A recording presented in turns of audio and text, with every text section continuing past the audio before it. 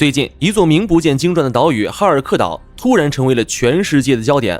特朗普公开放话，要派遣5000名海军陆战队武力拿下这座弹丸之地。伊朗这边也不甘示弱，军方和高层接连发声，撂下狠话：美军一旦登陆，必将面临前所未有的全域反击。哈尔克岛不会成为美军的胜利勋章，只会是吞噬美军的战争泥潭。那么双方为什么要为了这座18平方公里的小岛拼个你死我活呢？这座岛是会成为引爆中东的下一颗炸弹，还是会成为美军的下一个越南泥潭呢？如果按常理来推，答案好像挺简单，美军吊打伊朗。但问题是，这场博弈的真正走向可能跟你脑子里想的完全不一样。别看哈尔克岛只有巴掌大的一块地方，但它可是伊朗的命根子。为什么这么说呢？因为伊朗的钱袋子就藏在这座岛上。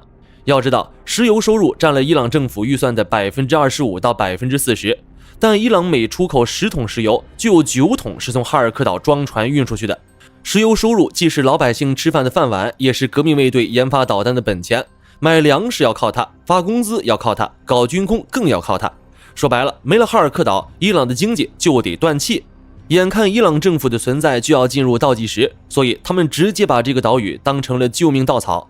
这些年没少在上面下本钱，岛上密密麻麻部署了防空导弹，周围海域常年有快艇巡逻，水下还有微型潜艇蹲守。革命卫队还为此专门成立了一个哈尔克岛防御司令部，把这座岛的防御等级提到最高。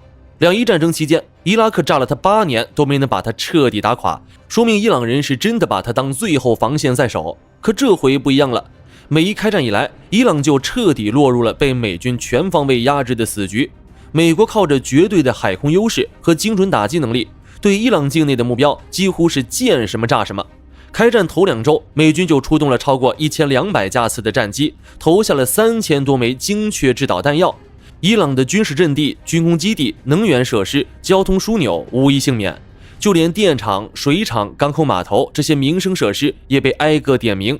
从头到尾，伊朗只有招架的份儿，根本没有还手的机会。众所周知，伊朗政府全身除了嘴硬，其他的哪里都不硬。每天面对上百架次的空袭，能做的也只有把剩下的装备往山里藏，往隧道里搬，眼睁睁看着战火在自家地盘上一遍又一遍的烧。这时候还有人会说，特朗普只是在放狠话，美军根本就不敢派军去跟伊朗国民卫队正面交锋。但现实的发展根本不是这么回事儿，美军对哈尔克岛的攻击早就已经开始了。早在3月13日，特朗普就下令对哈尔克岛发动大规模空袭，一口气炸了岛上90多个军事目标，水雷仓库、导弹掩体全给端了。但有意思的是，美军特意避开了石油设施，一根输油管、一个储油罐都没碰。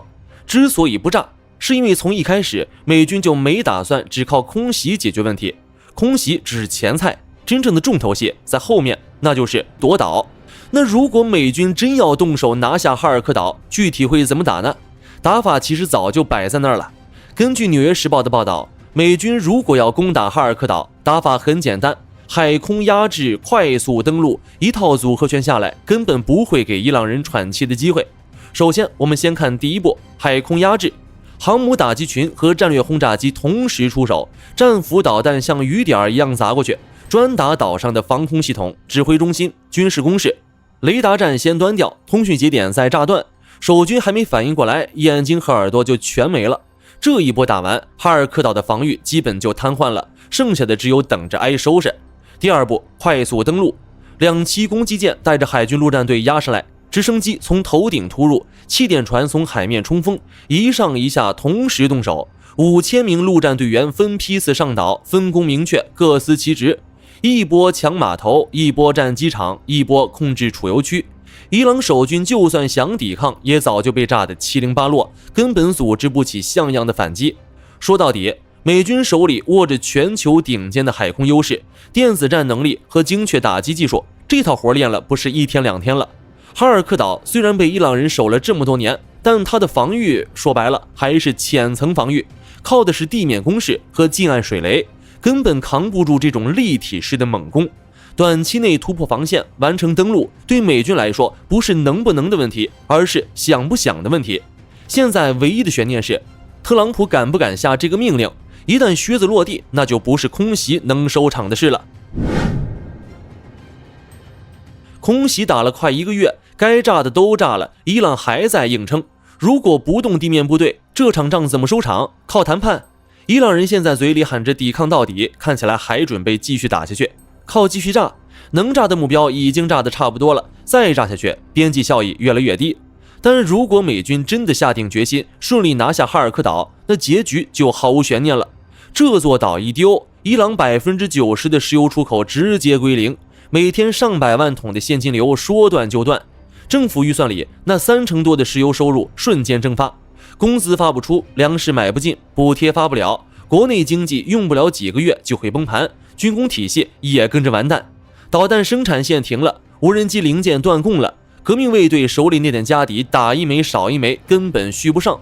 老百姓眼睁睁看着油价飞涨，面包涨价，里亚尔跟废纸一样贬值，而政府连命根子都保不住，还吹什么抵抗到底？到时候街头一乱，军方一犹豫，高层一内讧，政权从里面先塌了，比外部打进来还致命。革命卫队就算想反扑，也没那个能力了。